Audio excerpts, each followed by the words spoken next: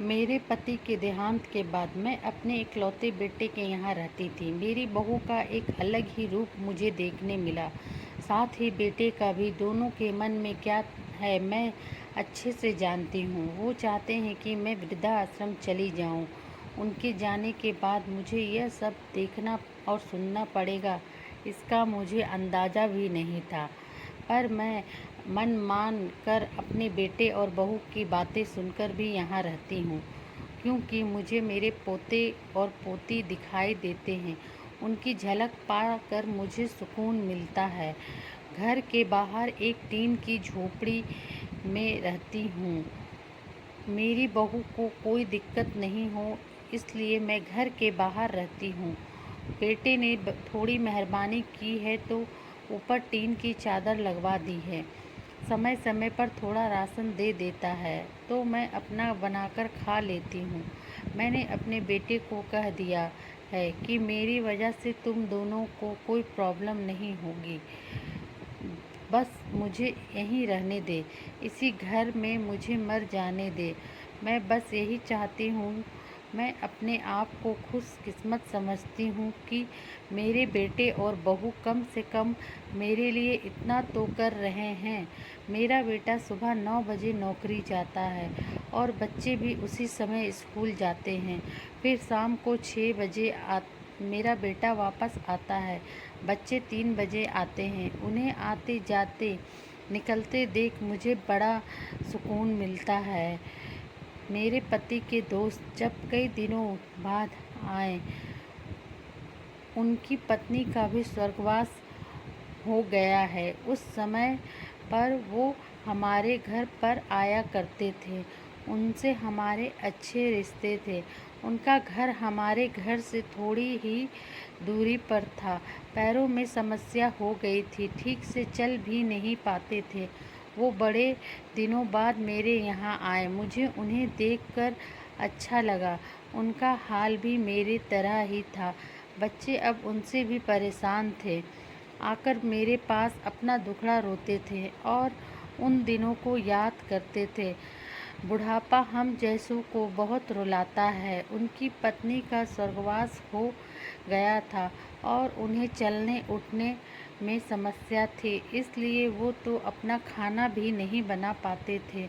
मेरे पास आए तो मैं समझ गई कि यह इतनी मुसीबत में चलकर पुराने दोस्तों के यहाँ चाय और खाने की चाह में ही जाते होंगे। उनकी भी अपनी मजबूरी भी थी। वो आए तो मैंने उनके लिए खाना बनाया और उन्हें खिलाया। मना कर रहे थे नहीं खाना, लेकिन मुझे पता था कि उनको भूख लगी है। बहू ने खाना नहीं दिया। मेरी बहू ने मुझे और उन्हें खाना खाते देख लिया। वो कुछ भी ना बोली। ऐसे ही वो वहाँ 2-3 बार आए। जब भी वो आते मैं उन्हें खाना खिलाती। फिर उनके जाने के बाद जब मेरा बेटा आया तो बहू कहती है कि तुम्हारी माँ कितनी बेशर्म है, पता नहीं किस किस को आजकल बुला कर खाना खिला रही हैं। बड़ी मुश्किल से कमाया जाता है और यह लुटाने में लगी। इनका राशन बंद करो, कुछ दिन भूखी रहेंगी तो अकल ठिकाने आएंगी। मैंने कहा कि मैं अपने हिस्से का उन्हें खिलाती हूँ। तुम्हारे पिता के पुराने मित्र हैं। फिर भी बहू का उल्टा सीधा बोलना शुरू रहा। घर के बाहर रहकर इनको आज़ादी मिल गई है। पता नहीं क्या क्या करती रहती हैं।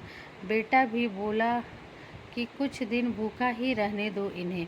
मुझे मेरे घर के बेटे ने घर के पीछे सीढ़ी के पास ले जाकर बिठा दिया। कहा कि अब यहीं बैठो। मेरे तो अब आंसू भी सूख गए थे। अगले दिन मुझे खाना नहीं मिला। मेरे टीन के उस छोटे से कमरे को बहू ने तोड़ दिया। तब मुझे लगा कि अब मैं गलत कर रही हूँ।